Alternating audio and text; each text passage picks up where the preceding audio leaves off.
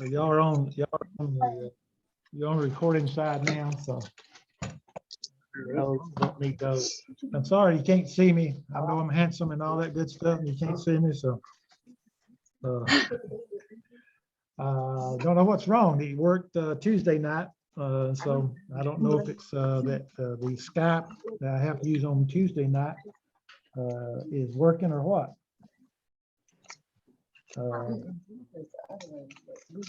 Okay. Randy. Where do we stop at? We're going to show that in just a few moments. Let me get a view here.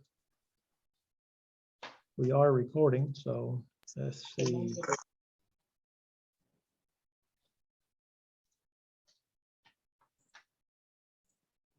I need to make it smaller, and I don't know how to do the small part. And we were doing all of that to begin with, so.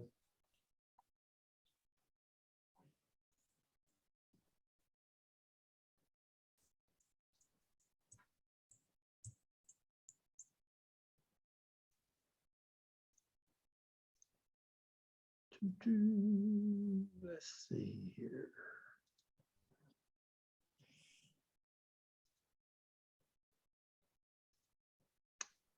So y'all, did everybody have their booklet?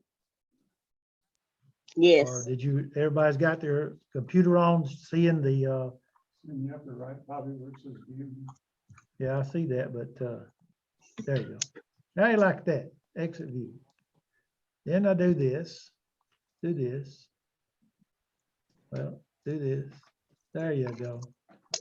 Reason why I'm trying to make a smaller screen, you'll see just a few minutes. If any of you, you'll see here in a minute. Okay, this is where we got last week. We were talking about the Yeah. Yeah. Yeah. Yeah, I got my little picture right there. Yeah. I don't know. I might have it on. Right? I don't know. Do any of y'all see any that we got any more participants? Let me know. Y'all see that on the bottom of yours? Oh, 6, Roman numeral 6. Okay. You see anybody that says they're trying to get in, let me know.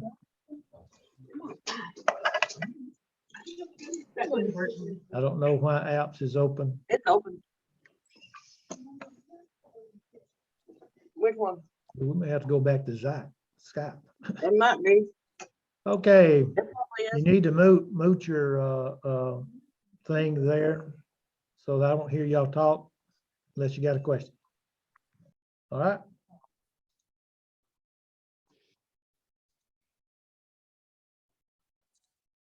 Nobody else there, so I'm gonna start because they're supposed to be at 6:30. Okay, we got down on page Roman numeral 6, and we were talking about we had gone through all the alphabet, and that's one of the things you need to do is practice going through the alphabet in the introduction. I'll show you here in just a moment some things that you need to be keeping up with, and that's one of the things when you in the introduction part has been very helpful with those of us who are taking the class refresher courses. That it's because of the way it tells us how to pronounce the Greek letters. Also about the diphthongs there. Everybody see those on their? Did everybody get the Greek the things I sent? So does everybody have a copy of that so you can see it? Okay, that's the reason why I put it up here, because if you can't see it, you can see it up here. This is the same. This is the book. And so Diphthongs is a pronunciation. there, yeah, we'll talk about it in just a minute. Right here, got them right here. Okay. Talking about the what we're supposed to do. Now, this is what you're supposed to do. Those of you who are taking it for credit, you're supposed to be memorizing the alphabet. You need to know the accents. You need to go over the alphabet, practice in the book, or they're listed there in the introduction, memorize the diphthongs. memorize the vowels and also punctuation. And then you memorize those. You do have homework, and you send. Oh, yeah, we're recording. You you send your homework in to me, and I grade it. And so you're going to be, those of you, if you're taking it for credit, you're going to be blessed tonight because we're going to go over the homework. So you'll get all the good stuff. Okay. All right, go back to the text. I made it small. I don't know why I done that. So we are down to, we're talking about, I made reference to the diphthongs. I know you can't see the backboard. You would be able to see that. But if you notice here on the diphthongs, he tells us how to pronounce them. And so you can, when you're pronouncing them, this is like one letter, like AI, alpha, iota, I, or epsilon, iota. There he makes it the word rain, like the word, try the word, the Greek word, day, or ace. Then know there, this is his, because it's got the rough breathing on it. Then hey me, the EI, hey me. And so oi, these are not separated. The diphthongs are not separated. They are always together. Now, they could be turned around the other way. When you're doing the pronunciation, you do not divide a diphthong. It's always, it stays together when you do that.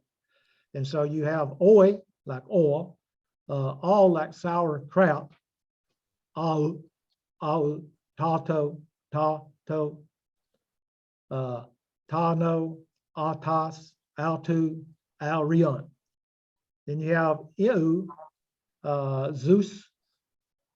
I like the one when you get ready to read these. If you notice that euphane,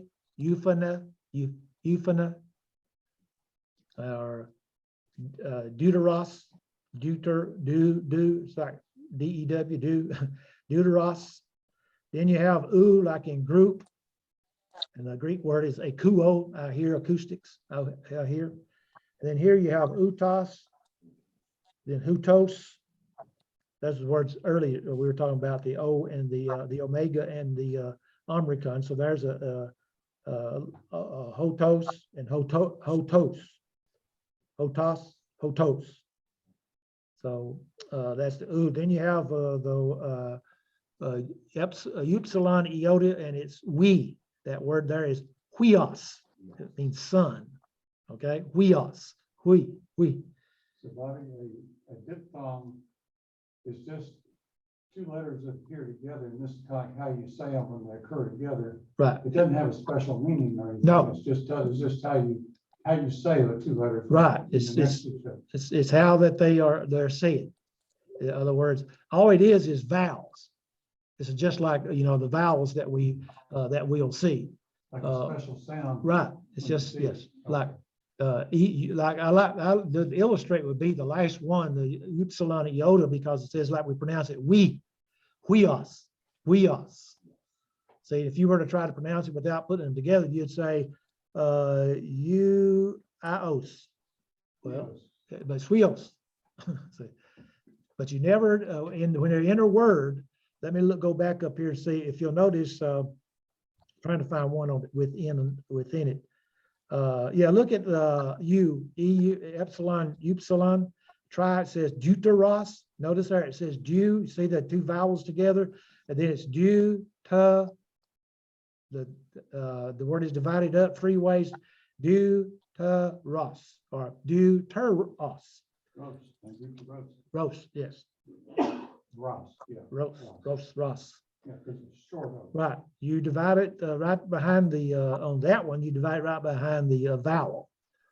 And so then you have, he points out to us here in the book that the alpha, epsilon, omicron, and eta and omega are pronounced with the mouth wide, well open, not wide open, well open, and are called open vowels. Then iota and iota and epsilon are pronounced with the mouth nearly closed and are all called closed vowels. So diphthongs are formed by combining an open vowel and a closed vowel in that order. Okay, that's the reason why we only have, when you go back and look, you have I'm going to say alpha and iota, and then you have iota and epsilon and iota. Then you have, watch that, go down to the last one down there, upsilon iota. Notice you have, way I try to remember them is alpha iota, then alpha upsilon, then epsilon with iota, and then epsilon with upsilon, and then you have the two O's, omicron and iota, and omicron and upsilon, and then by itself you have upsilon iota. And so that's the way that they are. So the first one, when you look at every one of them, you remember they are what we would call an open vowel. And then the last one is a closed vowel. So that's the reason why you have the iotas and the upsilons on the outside there. And so new is pronounced as E, as in obey, plus U in rude, upsilon in rude, U in rude. The alpha and the eta and omega are improper diphthongs. Now they're used, but they're improper. So the iota subscript is not pronounced. In other words, you wouldn't look at AI there, alpha with an epsilon with the iota under it, or eta with the iota under it, or the O with iota on it, and you don't pronounce the iota. It's just there. Okay, you still, it's like father, eta, and then omega. So it's not pronounced. And it often determines the form of the word. We'll see that in our definite articles and when we deal with also the verbs. Now the punctuation, it's some have did their some of their work.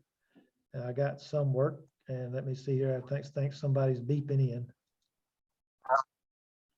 Okay. Okay, it was something other. But the punctuation, if you'll know the punctuation marks, now I'll explain this because I didn't explain it last week. When you're reading the exercises, you'll see commas. Now commas, okay? Comma is down at the bottom of the letter. And not the one at the top, but anything at the top is put there. But the comma and the period down below on the sentence, they're put there by the author, okay? The only thing you're going to find out that you're going to have to translate is the semicolon, which is the question mark, and that little upper dot goes up to the top, looks like a period, but it's up the top. That's the semicolon in the Greek. And those are the only things that you have to translate when you're translating and writing the cursive Greek script, when you practice that. Okay, any question on that? This was supposed to be written down though, right? What? That assignment. Yeah, that's what you're supposed to have done for tonight. Not typed though. No, you didn't have to. You can write it. You can write it on a sheet of paper and take a picture of it and send it to me, and Okay. I'll grade it and put my notes down beside it. And I'm very good about not knocking off some that's taken for credit. They put all the markings at the top. I don't look at those.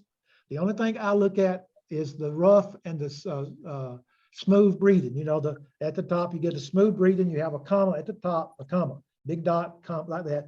Then if it's the other rough reading, it's a big dot and like this. I look for those because that tells you how to spell the word. If you're going to translate, you got to know that that's upside right side comma is gives the H sound.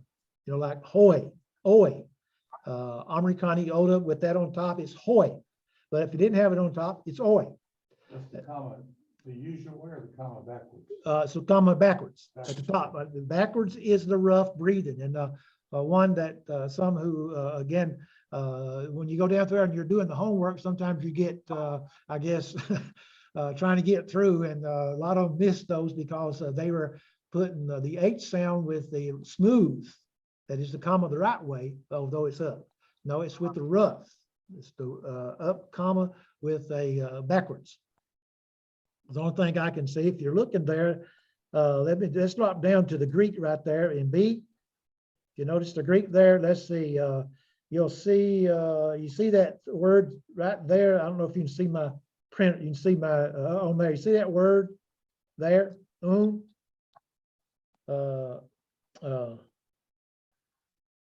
all right. Okay, right here, Hoti.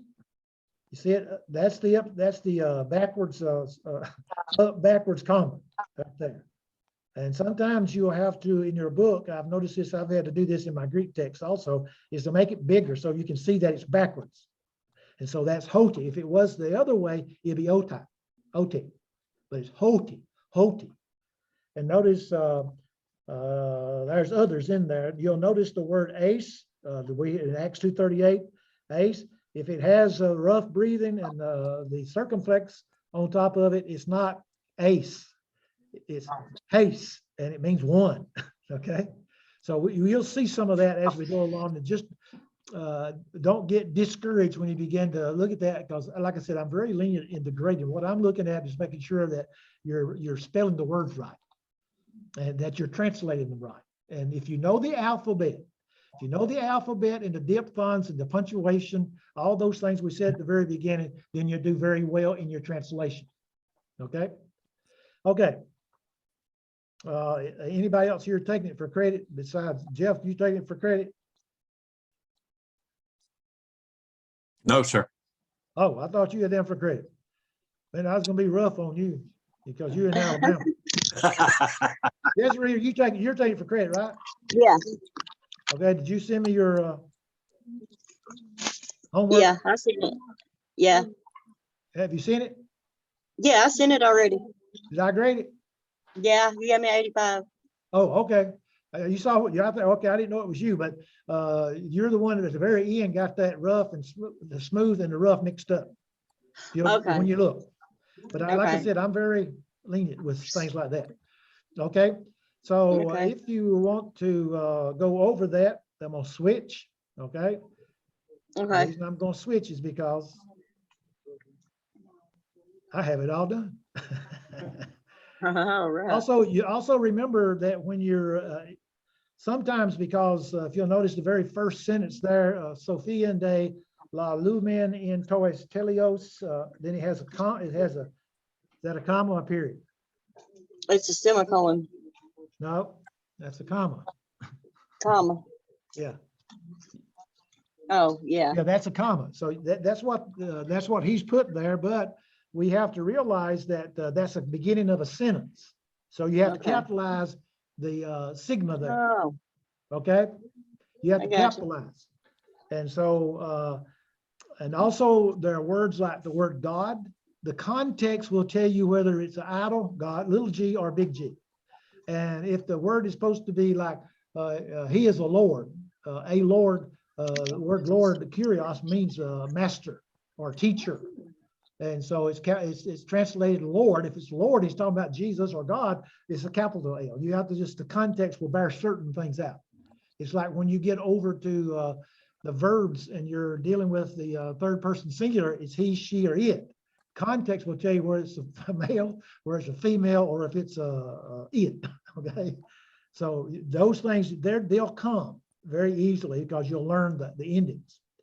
So there you have have it there. It's Sophia, de, la, lu, notice that, la, lumen, okay? That's first person, plural. In, tois, telios, Sophia, de, tu. And notice this, that's a rough breathing. Hey, onos, tuta, I'm sorry, tu,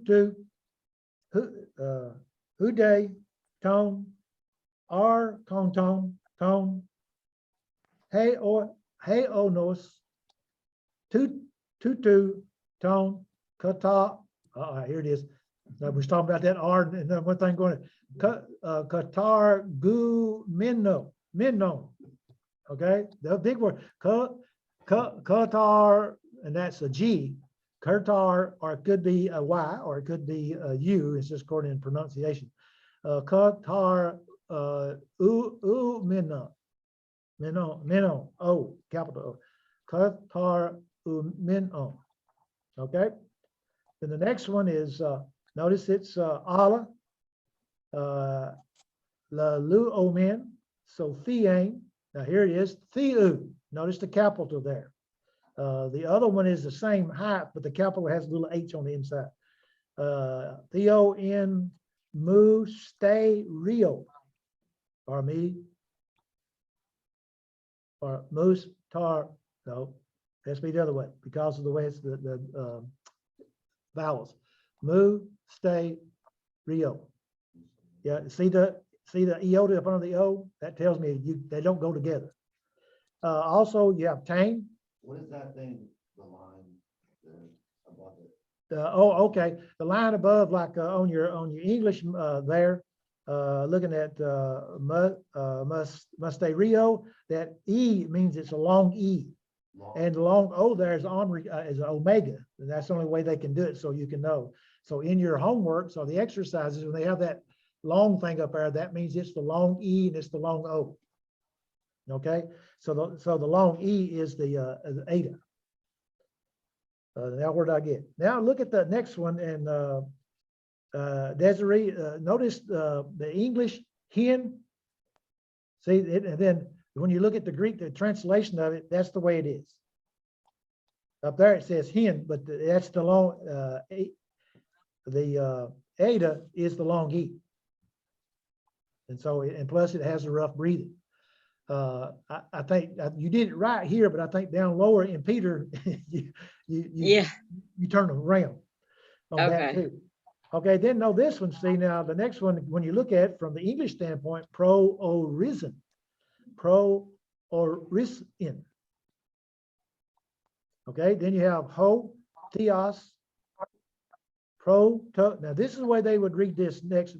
They say proton aono, ace, doxa, hemo. They run it all together. But what we want to do is to learn how to pronounce those. So you say hey, pro-orison, ho, theos, proton aonon, ace, doxon.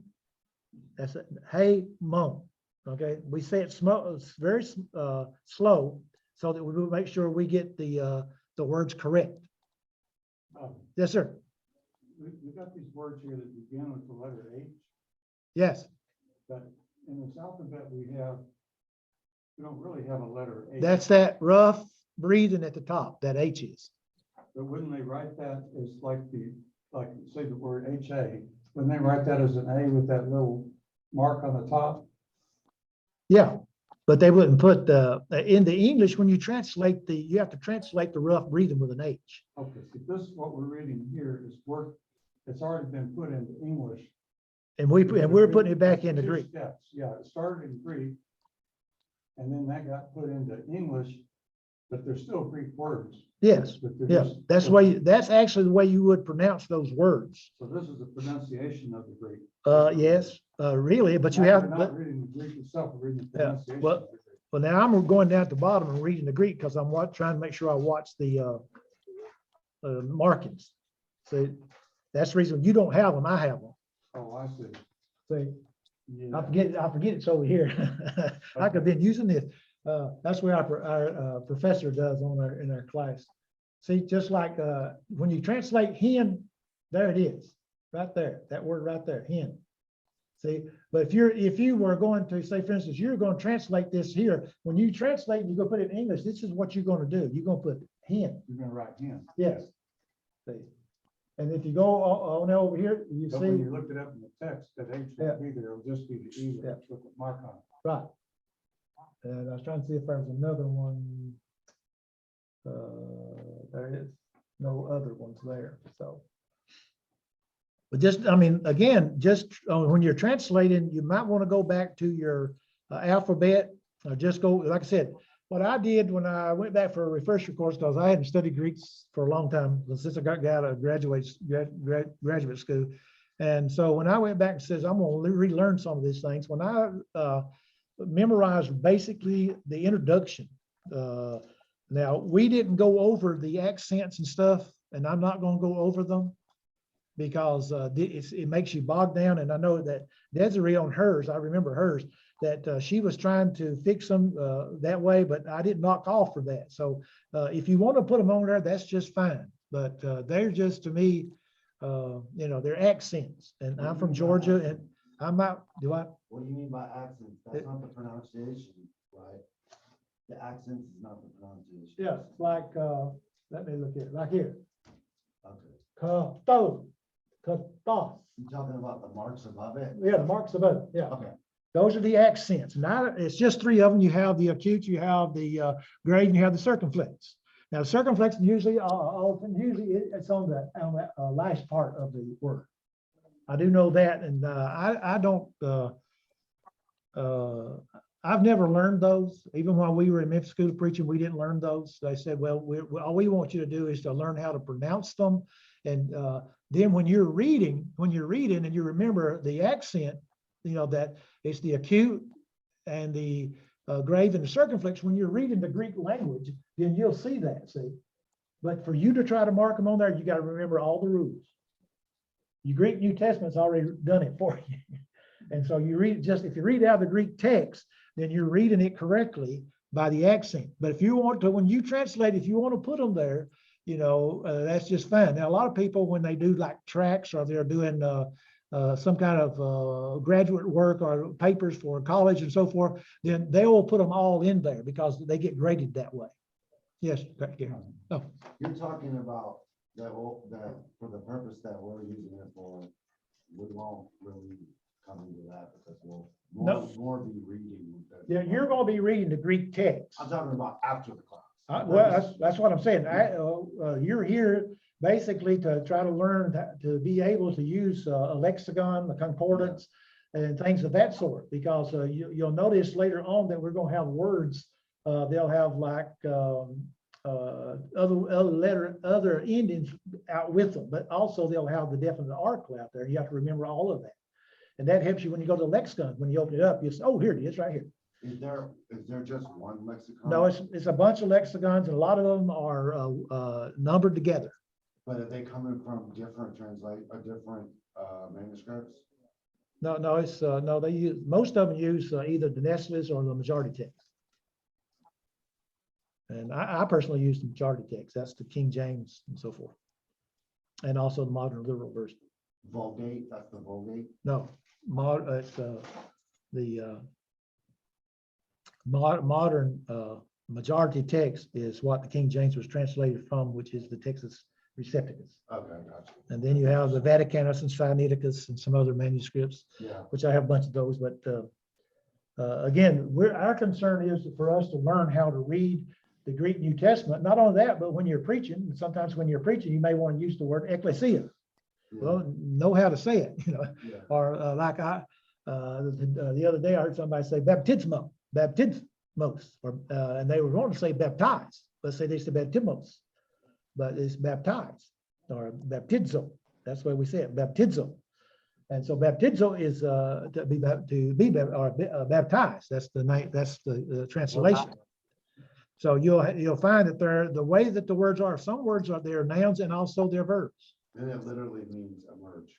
Yeah, immerse. Yes. Immerse. Yeah. You'll notice in my translations I use that. Okay. Okay. Where did I get number 9? Somebody's phone must be ringing over there. I got the number 9, right? Allah, Kathos, get it right. Yen,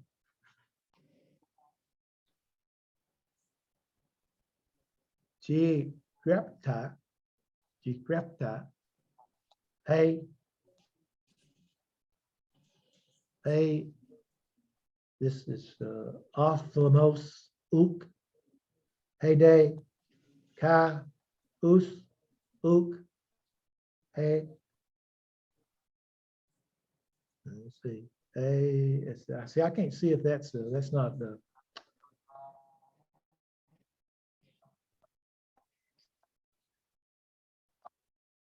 Hey, Kusi. I can't see. If I was at home, I'd raise that up. No, a Kusi there. A Kusi ka epi cardian, anthropo, uk, anibe, a, that last word, he, that's a H in front of that, rough. Hey, toy machine, messing. Hetoi mason. Ho theos tois agaposin auton. Number 10 is hey men. Notice it's got the rough. Hey men de o theos a pek luthi dia tun pneumatos autu. And that 1 Corinthians 2, 6 through 10 should have been down on the next level. And we'll fix it. That's a apocalypse, right? Apocalypse. Is it? Yeah, apocalypse. Yeah. Okay. Now, see, some people would say that's la pussy. I feel like I forgot everything. No, that's Well, that's the way it is. it's got a repetitive. All right. You gotta do it. Write in the English, write in the English letters, transliterate. That's what you're doing, transliterate the following. Now, when you can buy a Greek text. Sometimes it's called an interlinear.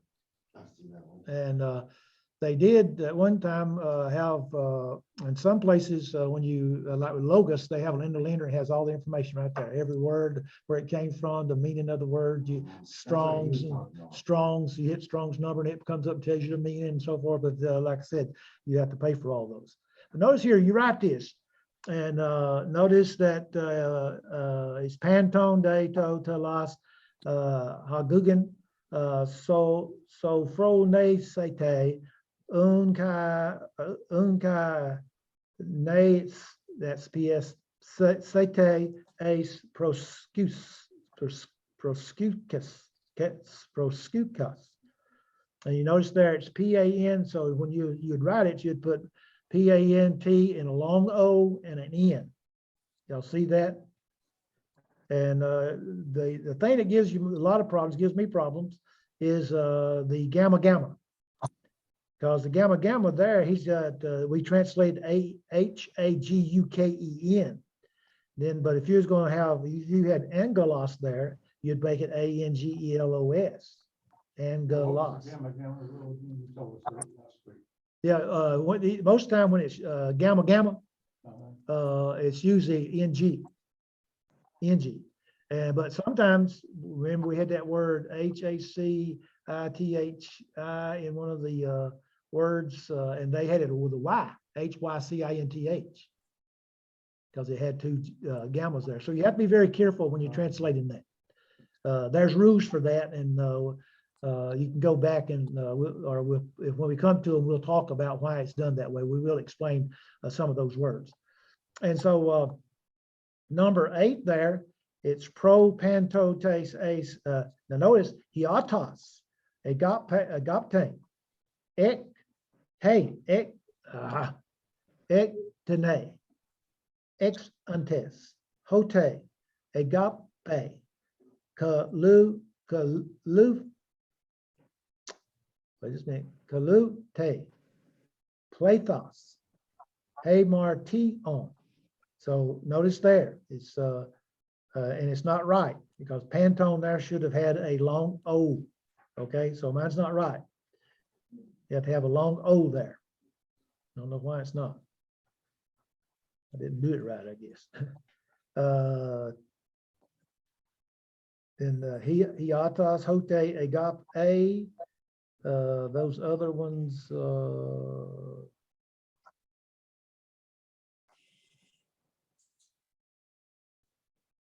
I missed some of those in the middle, didn't I? In mine, EKTENAECHONTES, then HOTI. Okay, then agape. That one's all messed up for some reason. I didn't do that right. I have to give myself a 0. I'll have to go back and look at that one.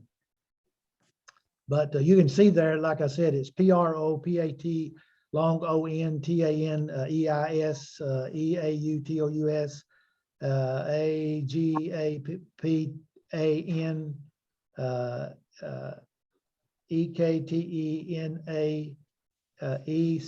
ECHONTES, HOTI, AGAPPA, KALUPTEI, PLATHOS, AHMARTION. I need to redo that one. So I'm going to do it this way. So I'll redo it. I'll just delete it. So I'll get it. Okay, number 9. Notice there's phyllox NOA. Phyllox NOA. Ace, Allelus, a new.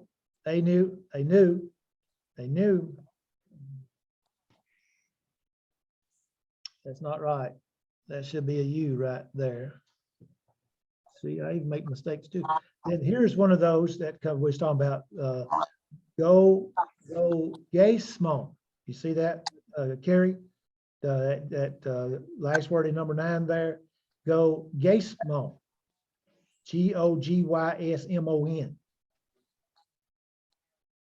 Okay, that's one of those because you got those double gammas. Then the next one is Eschatos, Kathos, Libe, Charisma, Haze, Altos, Alto, Diaconuntes, Host, Kaloi, Oi, Ko, No, Moi, Poi, Kales, Charitas, Theo. I think those are right. And then you have number 11 there also when you translate it. Let's see if I got it right. A taste, lay host, logia, theo, ace taste, diacone, host, x, ishkos. See, there's another one that's got it got a U, and when we write it, we wrote it with a Y. That's why our instructor in our class told us it should be a Y. Or is Ecos, Ace, Ho, Theos, Henna, in Python, Dox, A, Zeta, Ho, Theos, Dia, Jesus, Chris. Now we say Hey, Jesus there. That doesn't have a rough breathing. That's why you say the iota and the zeta that's there.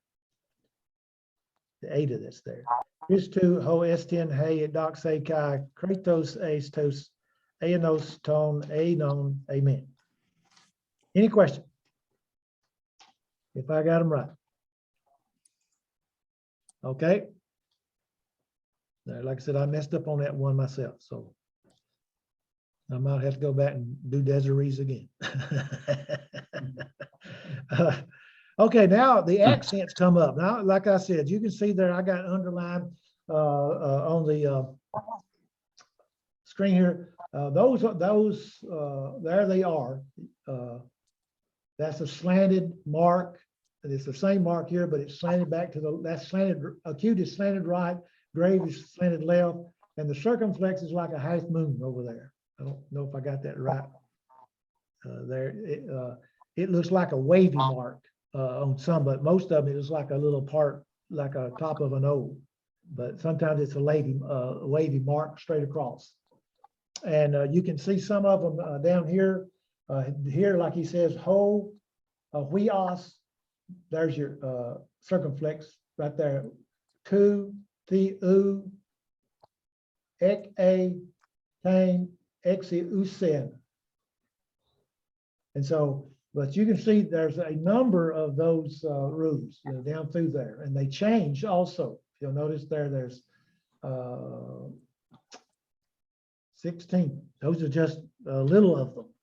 And so you can look at those yourself. There are some that should be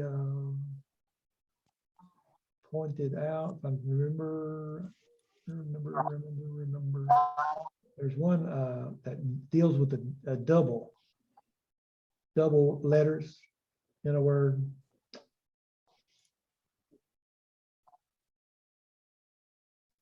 Yeah.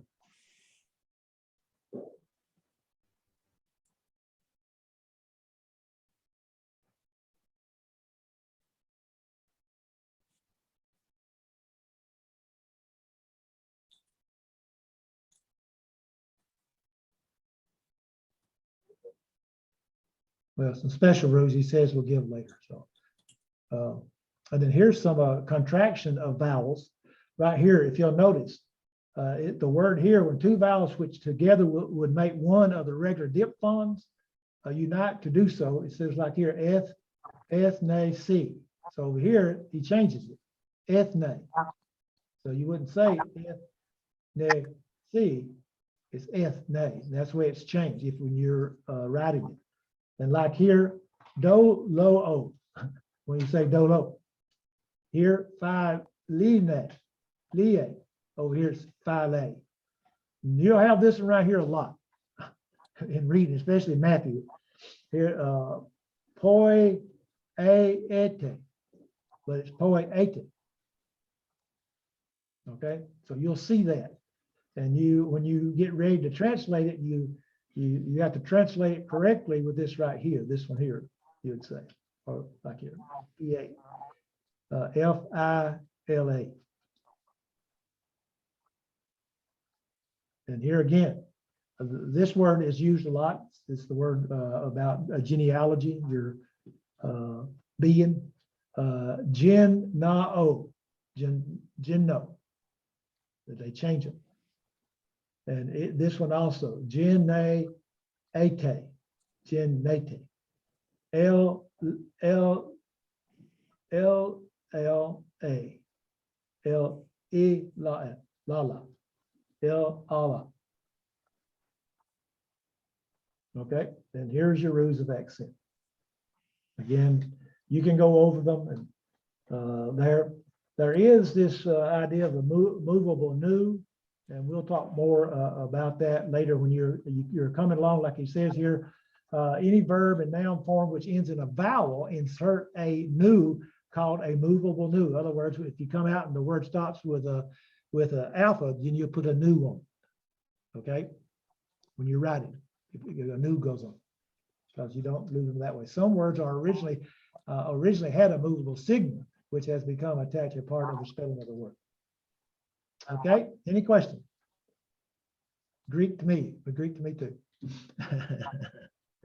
Okay, so now we're going to talk about this is really the first lesson. So I hope you can see why you have to know all those other things, especially as we said, the alphabet, the diphthongs, the vowels, and so on. You need to make sure you know those. So that helps you to pronounce the words. And then also go over that alphabet and pronounce those Greek words outside there in the book. So here he says, Unide mene pistis elipis agape, but now abides faith, hope, and love. 1 Corinthians 13 and verse 3. So we're going to talk about verbs. Now, verbs are words of action, just like it is in that of the English. The verb is a word in the sentence which affirms or predicates something. For example, Paul preaches. The Greek verb has a very full inflection, but most of its forms are represented in some way in the English form system.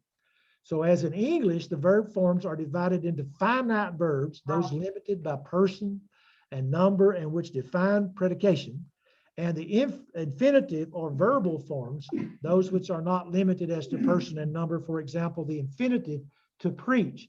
Now, it's very important that the infinitive is like if that was an active infinitive, it'd be to be a preacher, to be. You have to be there. And here, and the participle, preaching.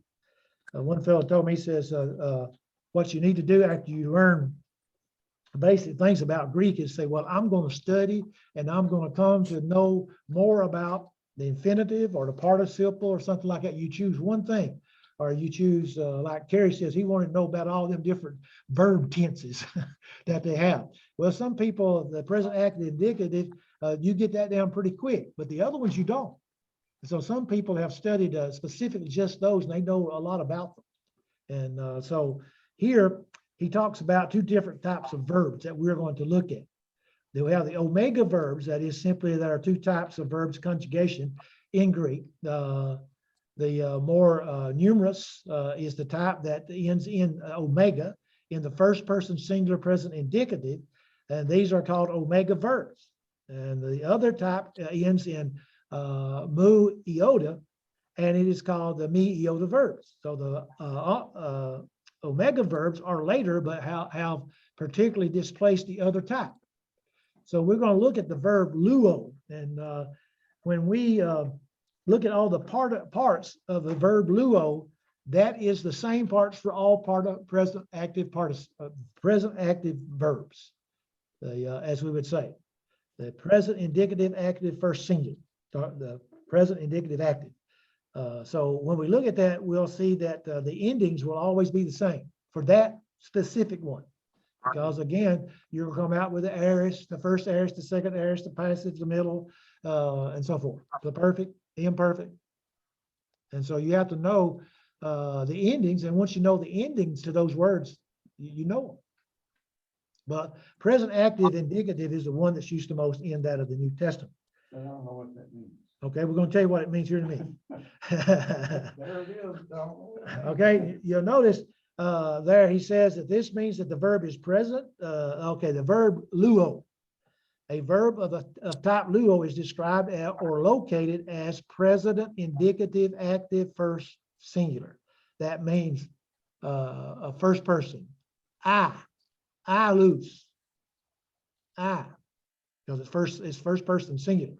Now, present indicative active there, it means something. We'll see here just a few moments. The student must understand that these mean before he can succeed. They mean nearly the same thing in English. Okay. Now, notice this. The word tense means the kind of action. Now, in English, it means time, but not in Greek. Now, it's whether the action is continuous or stated as a point. He believed. Like in Mark 16:16, he that believeth. Well, there you'll notice the tense there of it. He who continues to believe is the idea. And so it's the kind of action. Is it a stated action or is it a continuous action? Present active indicative most of the time is a continuous action. Are you saying that that loses something about the translation? No. What I'm saying, you said continue to believe. Yeah, well, you come to learn, because when you see it, you'll see like it says present active indicative, and you know automatically it's a continuous. Yeah, Because there's a way to say he believed. yeah. There's a way to say that. The Greek has a way to say things. Okay. I mean, if God wanted you to understand something other, like over in 1 John chapter 1, when he talks about there that he that walks in the light, notice the word walks there. Yeah. It's present active indicative. He who continues to walk in the light, the blood of Christ continuously cleanses him. See, that's the idea. And a person knows that, then they can understand the Bible even more so. Yeah. In the King James, most of the time that ETH on the end of the word is present active indicative. No, take it back. It's let me see how could I say that?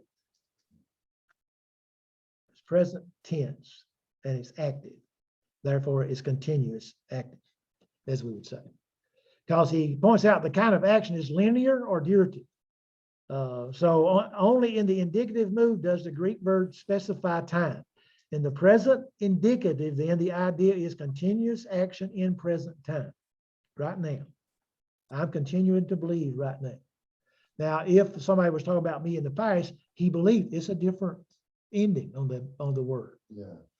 And so there's a way that, in the Greek, there's a way that God fixes it so that he says what he wants. He says, it means what he says and how that he says it. Now, the mood refers to the manner of affirmation in the indicative mood. The assertion is made as fact. Alus states the thing as a fact. He continued to believe. And if it's in the indicative mood, it's simply stated a fact. He continued to believe. This mood is also used in questions. Did I lose? See, in other words, it's over, but I want to know it. Did I lose? So it continues. And he says in negative, like, ooh, Luo, I do not lose. The other moods make their statements less positive. If I lose, subjunctive. If, or you lose, imperative. That's a command or a stated fact. Then also we have what they call the optative mood, and it's later on pages 142 to 145. So you have the kind of action, and then also you have the mood. Then you have the voice. Now the voice tells how the verb is related to the subject. The active voice tells that the subject I does the acting. The passive word would mean I lose. And the middle voice would mean I myself lose. In other words, you're talking about yourself. On and on you could go with those different words. Now, Gary, this is where that you begin to see the differences in some of the verbs. Person there means whether it's first person, I, second person, you, or third person, he, she, or it. So the third person or thing spoken up. So who is doing the loosing? When he says, I lose, I'm doing the loosing. When you lose, you're doing it. And so we understand that part. Then number describes whether the subject represents one person, I, you, or he, or we, you, and they. Now, Brother Roberts, in his Greek book there, he says the singular is you, and the plural is you, and you put all in parentheses, or use the word ye, Y-E. That's the way he does that. And we from the South would want to say you all. That's Paul knows. Paul uses you all. That's what he said. Any question on that? Present, active, indicative, third person, singular. Okay, or first person singular, second person singular, or plural. What does the word indicative mean? It talks about the mood there. It's the assertion of a fact. When you think of like I believe, it's present, active, indicative, it shows a fact about me. It states a fact. He that believeth. It's indicative mood there, then it means a fact. He believes. But since it's active, also it's really aorist active indicative. Aorist means it happened sometime here, but showing that it's indicative and active is continuously doing it. Present time means right now. Okay. Right. Let's see, they can't see me. If I were to go to my right, that's where I am. Present. This is where I am. But if I take another step to my right, that's where I were. So a person is looking at me and they would say, well, and he would look back to that. But he'd say like now or presently he's here, and then future that way. In other words, that's the way that it works. Like watching a parade. You ever watch the parade? It starts way down there and it comes. Well, when it's way down there, then it's areas. It ain't got to you. It started down there somewhere, but it ain't got to you. When it gets right here, it's present. When it gets down there, it's future. Okay? But all along, it's moving. It's continuous. Now, if you say the parade stopped in front of me, then it stopped. Okay? So he's just stating a fact. You're saying It's it's stop. an action word, but it's where the tense of the action is. Yes. It's where you pass through. Yes. Yeah, no, that's the idea. And we'll learn more and more about each one of those as we go through, because all you have the present, active, indicative, we say what active voice, third person, singular. You have 6 points. And those 6 things will happen with every verb. That's what? Aorist? Huh? Aorist is it? Aorist, A-O-R-I-S-T. You have a first aorist and a second aorist. The first aorist back there, the second aorist can mean a stated fact also, but you don't have a lot of those. But you have to look at context to make sure what it is on that one. So you have to do some memorization here in order to be able to work with these verbs. Yes. To understand, somehow we're going to be able to look at a verb and tell a whole lot about it. Yes. When you know what they stick on the end of the verb, they put it on the end of it to tell us what it is. Right. It's on the end. Um, It's like luo is first person singular, present active, first person. All these are present active indicative. First person is luo, second person is lues, third person is lue, then first person plural is luomen, second person plural is lueti, and third person plural is luisi. So when you were to see those endings, we'll talk more about that. The endings are the thing, is that you can memorize the words, but they're gonna expand. Because not only is luo used in the present active indicative, it's also used in the aorist, it's also used in the imperfect, it's also used in the perfect. Yeah, so it's the one verb, I need more information about the verb. When did it happen? Yes. How did it happen? It tells you everything. It will tell you, in one of the sense will tell you that it's completed, but it continues. In other words, like we have the Bible and it was completed somewhere. We'll say, I believe it's completed in AD 70. Some people say 100 AD. In the past. Yeah, it's completed, but it continues.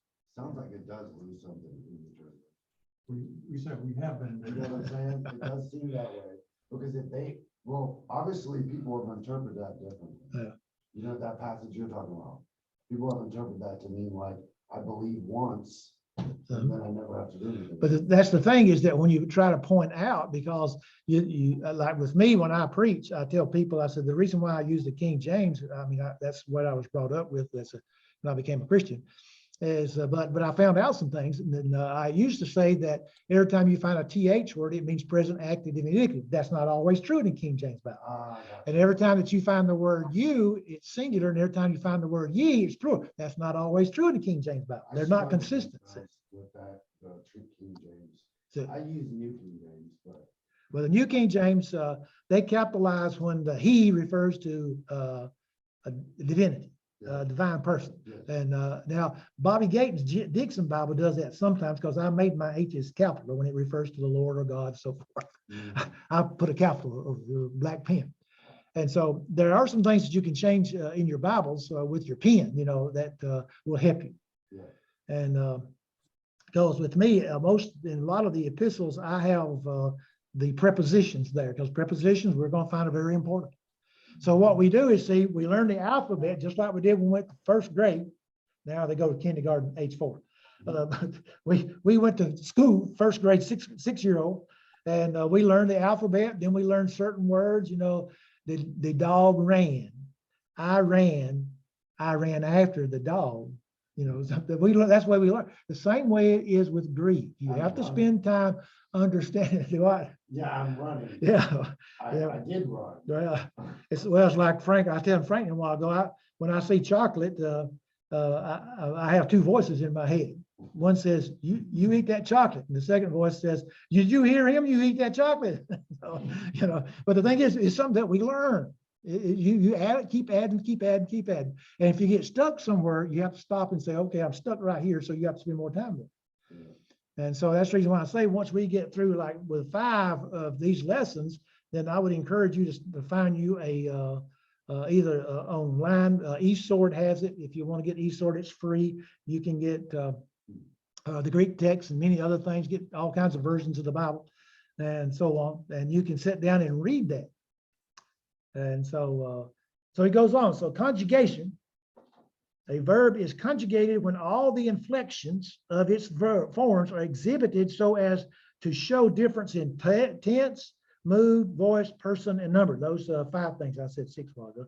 5 things: tense, mood, voice, person, and number. So the following section gives the conjugation of luo in the present indicative active with both numbers and all persons. Okay. If you'll notice that in your book, and we're going to take a break right there. All right, now this is what we have to do when we take a break. You have to tell me when I get back. You have to tell me when I get back to start the recording back. Everybody got that? All right, we're going to pause it. Did I forget to do that?